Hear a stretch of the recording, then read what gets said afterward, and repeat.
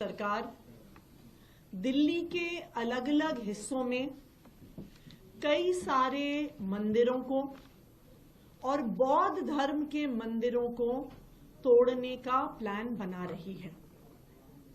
दिल्ली में एक religious committee होती है जो मंदिरों की अगर कहीं पे शिफ्टिंग होनी है, अगर किसी भी धार्मिक स्थल का डेमोलिशन होना है, ये सारे डिसीजंस रिलीजियस कमेटी लेती है।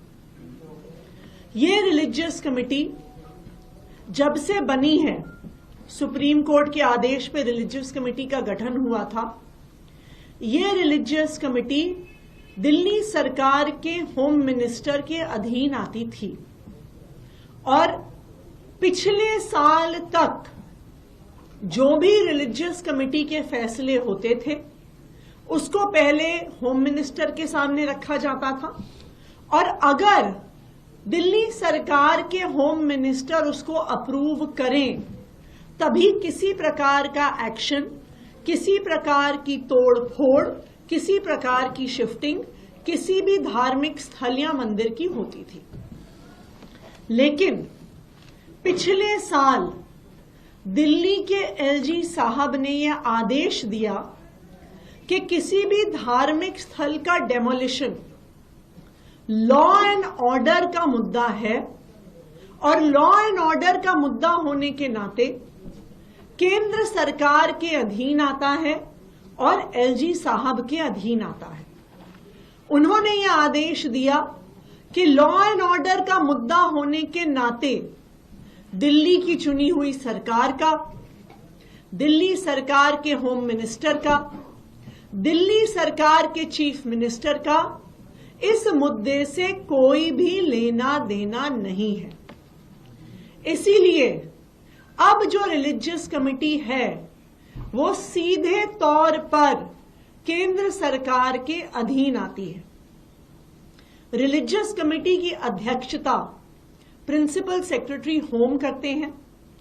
प्रिंसिपल सेक्रेटरी होम का अपॉइंटमेंट केंद्र सरकार द्वारा किया जाता है। फिर ये रिलीजियस कमेटी जो भी उनकी रिकमेंडेशन है सीधा एलजी साहब को भेजती है। वो दिल्ली सरकार के होम मिनिस्टर को नहीं भेजती, वो दिल्ली सरकार के चीफ मिनिस्टर को नहीं भेजती।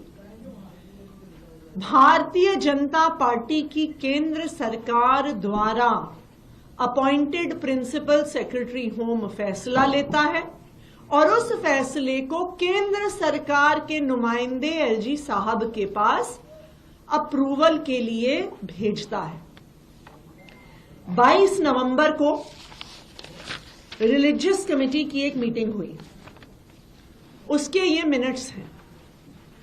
ये मिनट्स मैं इसलिए दिखा रही हूं क्योंकि कल जब मैंने एलजी साहब को चिट्ठी लिखी तो उनके ऑफिस ने कई मीडिया वालों को कहा कि ऐसा कोई भी निर्णय मंदिर तोड़ने का नहीं हुआ। यह सरासर झूठ है। 22 नवंबर को रिलीजियस कमेटी की मीटिंग हुई है और उसमें कई मंदिर तोड़ने का फैसला हुआ है। सबसे पहले एक मंदिर जो 26 ब्लॉक वेस्ट पटेल नगर में है, उसके बाद एक मंदिर जो पॉकेट एंड दिलशाद गार्डन में है, एक मंदिर जो बी ब्लॉक सीमापुरी में है, एक मंदिर जो 395 गोकुलपुरी में है, एक मंदिर जो न्यू उस्मानपुर फ्लैट्स के गेट नंबर 1 के पास है, एक हनुमान जी की मूर्ति जो Ambedkar park B3 block Sultanpuri में है और एक बौद्ध धर्म का धार्मिक स्थान, बौद्ध धर्म का स्थल जो पार्क आई ब्लॉक आई सुंदर नगरी में है और इस बौद्ध धर्म के धार्मिक स्थल पर बाबा साहब अंबेडकर की एक मूर्ति भी है। तो ऐसे कई मंदिर जो दिल्ली के अलग अलग हिस्से में हैं, जिसमें सुंदर नगरी, सीमापुरी, सुल्तानपुरी, वेस्ट पटेल नगर, न्यू उस्मानपुर शामिल हैं। कई मंदिर तोड़ने का फैसला 22 नवंबर को रिलीजियस कमेटी ने लिया है। रिलीजियस कमेटी के जो ये सारे मिनट्स हैं, इसको हम सारे अपने मीडिया के साथियों के साथ शेयर करेंगे। इस फैसले के होने के बाद ये फाइल भारतीय जनता पार्टी केंद्र सरकार के नुमाइंदे जो एलजी साहब हैं, उनके पास भेजी गई। एलजी साहब ने इस फाइल को अप्रूवल दे दिया है और अब चाहे डीडीए हो, चाहे एमसीडी हो, चाहे दिल्ली पुलिस हो, चाहे जो वहां का डीएम एसडीएम हो, वो इन सब मंदिरों को तोड़ने की तैयारी कर रहे हैं। सब पुलिस वालों को इत्तला हो गई है कि पुलिस फोर्स उनको देनी पड़ेगी मंदिर तोड़ने के लिए। आप सबको याद होगा, पिछले साल भी इसी तरह पटपड़गंज के एक इलाके विनोद नगर में शनि मंदिर के एक हिस्से को खुलेआम तोड़ा गया था। केंद्र सरकार के आदेश द्वारा तोड़ा गया था।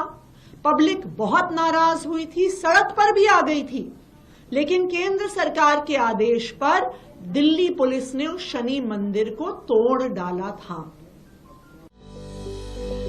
Welcome to K-Mall, a premium project by Kaleen Group. K-Mall is in the heart of Kolkata's electronic, garment and lifestyle hub, Khidirpur.